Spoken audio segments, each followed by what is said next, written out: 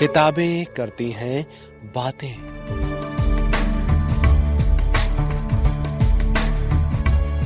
आवाज की तरंगों पर मेहनतकश जनता का साहित्य।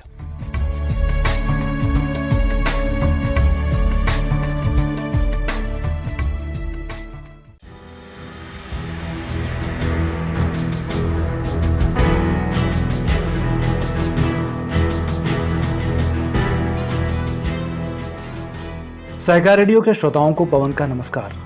साथियों, किताबें करती हैं बातें कार्यक्रम में हम आपके लिए लेकर आए हैं राधा मोहन गोकुल जी की पुस्तक ईश्वर का बहिष्कार की ऑडियो रिकॉर्डिंग। राधा मोहन गोकुल जी का जन्म 15 दिसंबर 1965 को इलाहाबाद के पास भद्री रियासत में हुआ था।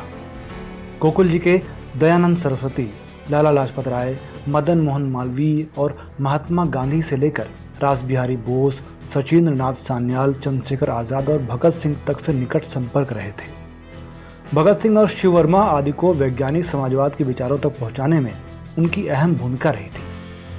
साहित्य और पत्रकारिता की दुनिया में उस समय के शीर्ष लोगों, जिनमें मुख्य रूप से गणेश शंकर विद्यार्थी, निराला और प्रेमचंद आदि से न सिर्फ उनका संपर्क सानिध्य रहा, बल्कि उनके कई कनिष्ठ समकालीन उन्हें अपना प्रेरणा पुरुष मानते थे। मुंशी प्रेमचंद के अनुसार राधा मोहन गोकुल जी हिंदी के उन गिने चुने लेखकों में हैं जिन्होंने धार्मिक, सामाजिक और नैतिक विषयों पर स्वतंत्र विचार किया है और उन विचारों का निडर होकर पालन किया है।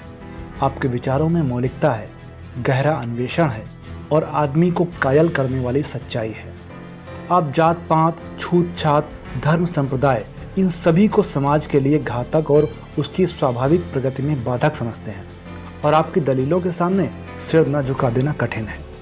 हम तो यही कहेंगे कि आपके रूप में महात्मा चारवाक ने अवतार लिया है। ये थे राधा मोहन गोकुल जी के बारे में मुंशी प्रेमचंद के विचार। तो श्रोताओं, उपरोक्त परिचय के अंश पुस्तक से लिए गए हैं। इस पुस्तक का संपादन किया है कात्यायनी और सत्यम ने। राधा मोहन गोकुल जी की 4 पुस्तकें राहुल फाउंडेशन लखनऊ ने प्रकाशित की हैं। इस पुस्तक के अतिरिक्त जो और 3 पुस्तकें हैं वो हैं लौकिक मार्ग, धर्म का ढकोसला और स्त्रियों की स्वाधीनता। हमारी कोशिश है कि सिलसिलेवार तरीके से इन 4 किताबों की ऑडियो रिकॉर्डिंग हम आप तक पहुंचाएंगे। आप चाहें तो janchetnabooks.org वेबसाइट पर जाकर ये किताबें मंगवा भी सकते हैं। इस पुस्तक में क्रमशः कुल 3 लेख हैं: ईश्वर का बहिष्कार, सत्यम धर्म सनातनः तथा धर्म और ईश्वर। पहले लेख के आधार पर ही इस पुस्तक का शीर्षक रखा गया है। ये लेख माधुरी में नवंबर 1925 से फरवरी 1926 के बीच कुल 4 भागों में प्रकाशित हुआ था। तो सुनिए इस पुस्तक और इस लेख का पहला भाग।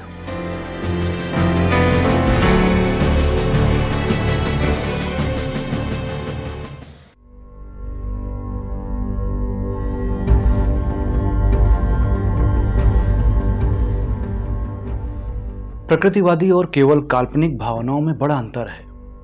एक तो गुलाब के फूल को प्रत्यक्ष देखता है, उसकी बनावट का ज्ञान और रंग रूप आदि अनेक गुणों की जानकारी रखता है। यदि उससे गुलाब के संबंध में कोई प्रश्न करें तो वो उसके अस्तित्व के प्रमाण में सीधी और वास्तविक दलीलों से काम लेगा और गुलाब के फूल का यथार्थ ज्ञान भी करा देगा। लेकिन दूसरा गुलाबी रंग के वर्णन करने को तैयार होता है और उस दशा में जबकि स्वयं उसने गुलाब को कभी नहीं देखा तो सीधा कोई प्रमाण नहीं दे सकता। परोक्ष और अव्यवहारिक प्रमाणों से जो वह काम लेगा तो निस्संदेह कदम कदम पर ठोकर खाएगा। ये तो उस दशा में होता है जबकि गुलाब कोई वस्तु है और गुलाबी रंगत, चाहे गुलाब से भिन्न द्रव्यहीन अवस्था में उसका देखना असंभव हो, कोई ऐसी चीज है जिसे हम आंखों से देख सकते हैं। ईश्वर एक ऐसा कल्पित पदार्थ है जिसे कभी किसी ने अपने ज्ञानेंद्रियों से प्रत्यक्ष नहीं किया, इसलिए कि उसका सर्वथा अभाव है। ईश्वर कोई ऐसी चीज है ही नहीं। जिस पदार्थ का अत्यंत अभाव है उसका अस्तित्व कभी हो ही नहीं सकता।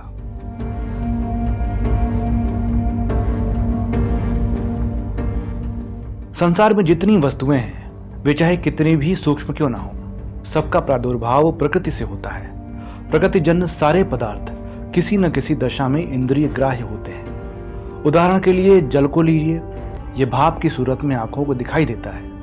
यदि ये और विश्लिष्ट होकर सूक्ष्मतम वायव्य हो जाए अर्थात गैस का रूप धारण कर ले तो भी वो इंद्रियों द्वारा जानने का विषय होगा। फिर देखिए बिजली बहुत ही सूक्ष्म रूप की वस्तु है। आंख, कान, नाक द्वारा इसे नहीं जान सकते। लेकिन बिजली की उत्पत्ति प्राकृतिक पदार्थों से होती है और जब हम उसका व्यवहार किसी रूप में करते हैं तो द्रव्यों में उसे स्पष्ट देखते हैं कि काम कर रही है। ये बात ईश्वर नाम के पदार्थ में नहीं है, क्योंकि उसको प्रकृति का निर्माता, संचालक और नाशकर्ता माना जाता है।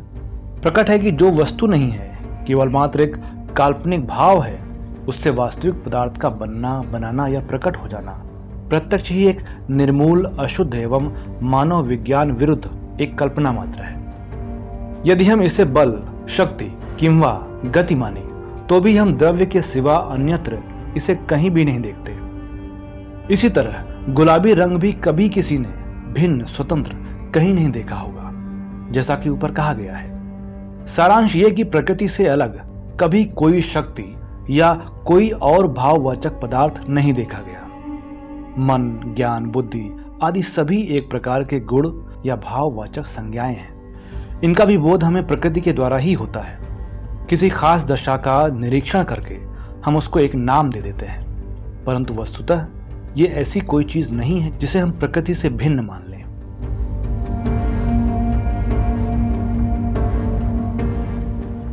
ईश्वर के मानने वाले उसे सर्वशक्तिमान, न्यायकारी, दयालु, सर्वव्यापी इत्यादि सभी गुणों से विभूषित करते हैं। ये लोग ये नहीं सोचते कि सर्वशक्तिमान कहने से ये एक गुण, शक्ति का दूसरी चीज में आरोप करते हैं, तो दूसरी चीज कोई वस्तु होनी चाहिए और ईश्वर कोई वस्तु नहीं है।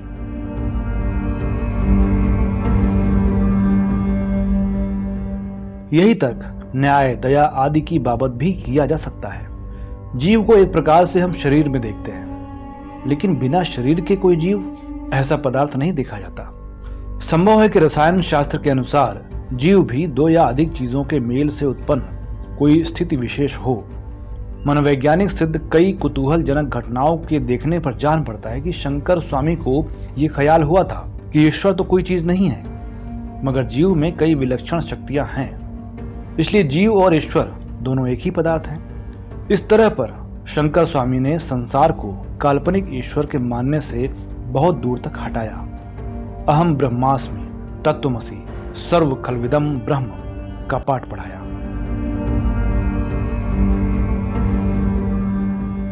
वेदांत भी, जहां तक ईश्वर की मिथ्या कल्पना का संबंध है, एक खासा नास्तिकवाद है जो संसार को बहुत ठीक मालूम होता जा रहा है। इनके विचार के लोगों की वृद्धि होती जा रही है।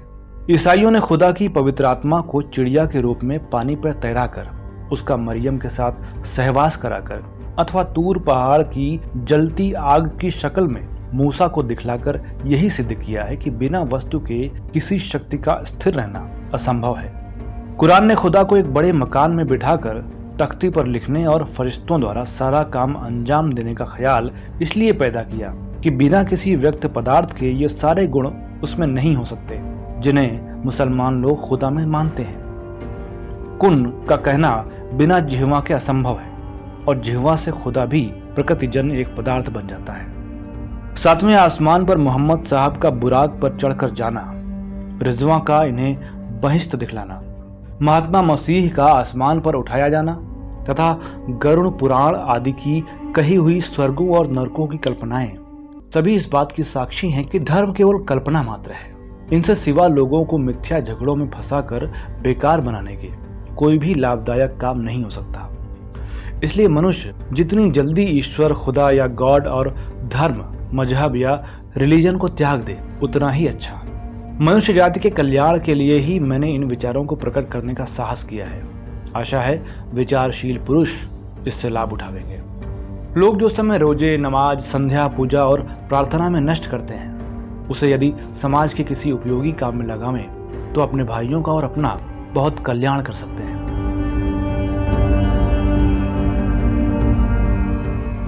यदि संसार से ईश्वर और धर्म के व्यर्थ गपोड़े मिट जाएं, तो लोगों में फैले हुए झगड़ों का अंत हो जाए। जब कोई मूर्ख से मूर्ख पिता भी अपना वश चलते अपने पुत्रों को नहीं लड़ने देता, तो यदि वास्तव में कोई खुदा होता और सर्वशक्तिमान खुदा होता, तो वो अपनी संतानों को कदाचित अपने नाम पर कुत्तों की तरह न लड़ाता। यदि खुदा शक्ति और बुद्धि वाला होता, तो भी वो एक ही धर्म सारे संसार के लिए बनाता। सारे संसार की एक ही बोली और एक ही संस्कृति होती, जिससे इन झगड़ों का बीज ही न पड़ता। जो खुदा झगड़ों का बीज बोता हो, जो धर्म मनुष्यों के लिए वास्तविक हितकर ना हो, वो यदि वास्तव में कुछ हो भी तो भी विष के समान त्याग देने योग्य है।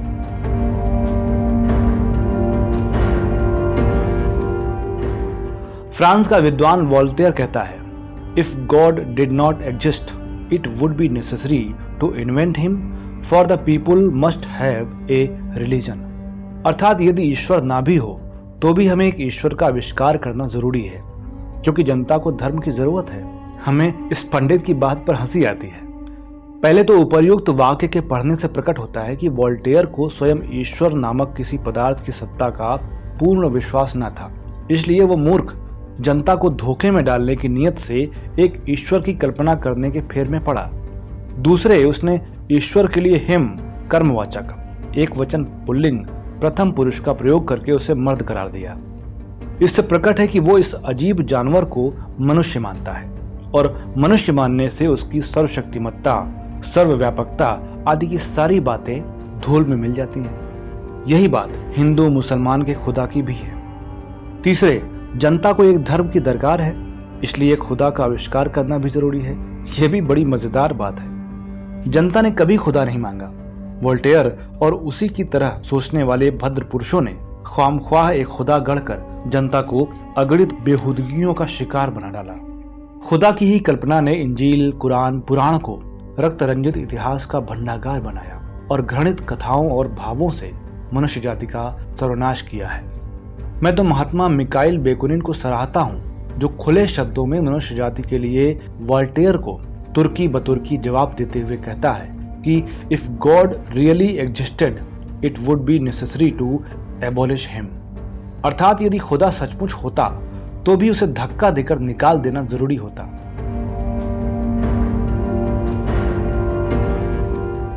सच है, धर्म और ईश्वर ऐसी ही बुरी कल्पना है। इनसे संसार का जब तक पीछा न छूटेगा तब तक उसका कल्याण न होगा। जब तक यूरोप में खुदा और धर्म जैसी रद्दी काल्पनिक बातों का जोर रहा, रोमन कैथोलिक और प्रोटेस्टेंट निरंतर सर फोड़ते रहे। कैथोलिकों ने शक्ति प्राप्त होने पर प्रोटेस्टेंटों को अग्नि के हवाले किया और प्रोटेस्टेंटों ने अधिकार पाने पर रोमन कैथोलिकों के प्राणों की आहुति देकर अपना कलेजा ठंडा किया। भारत में शैव, शाक्त आदि ने धर्म के नाम पर खूब कुत्ते बिल्लियों की सी लड़ाई की, पर जिस दिन यूरोप ने धर्म और खुदा के ढकोसले को छोड़ा, उसी दिन से उसमें देश प्रेम और ज्ञान पिपासा जागृत हुई। आज यूरोप प्रकृति की पूजा करके सर्वत्र अपने को पुजवा रहा है। एशिया की बर्बादी के कारण धर्म और खुदा ही है। आज 20वीं सदी में भी इस मूर्खता के कारण एशिया की दशा अत्यंत शोचनीय हो रही है।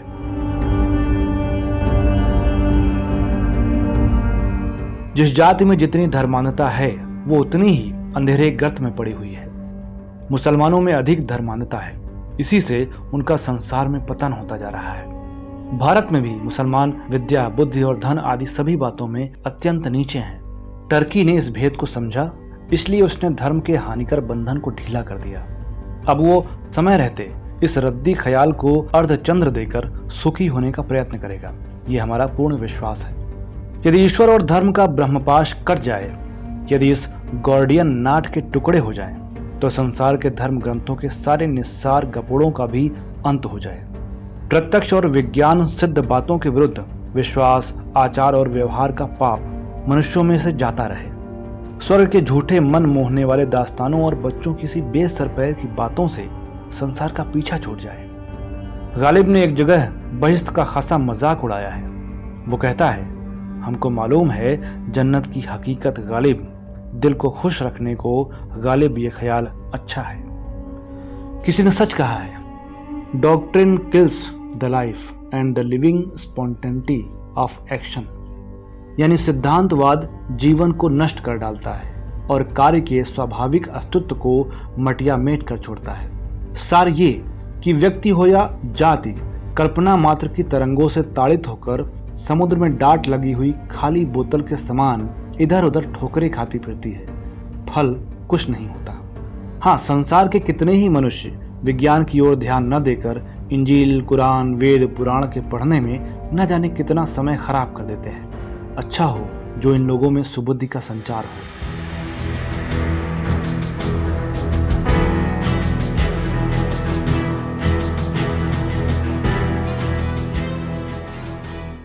तो श्रोताओं, सहकार रेडियो के कार्यक्रम किताबें करती हैं बातें में आप सुन रहे थे राधा मोहन गोकुल जी की पुस्तक ईश्वर का बहिष्कार की ऑडियो रिकॉर्डिंग का पहला भाग। इस पुस्तक को राहुल फाउंडेशन लखनऊ ने प्रकाशित किया है और जनचेतना-books.org पर जाकर इस पुस्तक को खरीदा भी जा सकता है। सहकार रेडियो के व्हाट्सएप ग्रुप से जुड़कर ताज़ा कार्यक्रमों की अपडेट पाने के लिए अपने अकाउंट से 9617226783 पर नाम और जिला लिखकर भेजें। आप हमारा फेसबुक पेज और यूट्यूब चैनल भी लाइक सब्सक्राइब कर सकते हैं। हम टेलीग्राम और सिग्नल पर भी उपलब्ध हैं। सभी लिंक डिस्क्रिप्शन में दी गई है। हमारे बारे में अधिक जानने के लिए हमारी वेबसाइट सहकाररेडियो.com देखें। तो पुस्तक की अगली कड़ी के साथ फिर मिलेंगे। तब तक के लिए दीजिए इजाजत मुझे यानी पवन को। नमस्कार।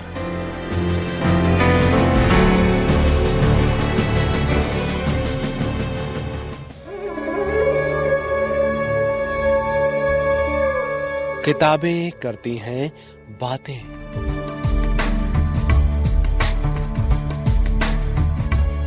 आवाज की तरंगों पर मेहनतकश जनता का साहित्य।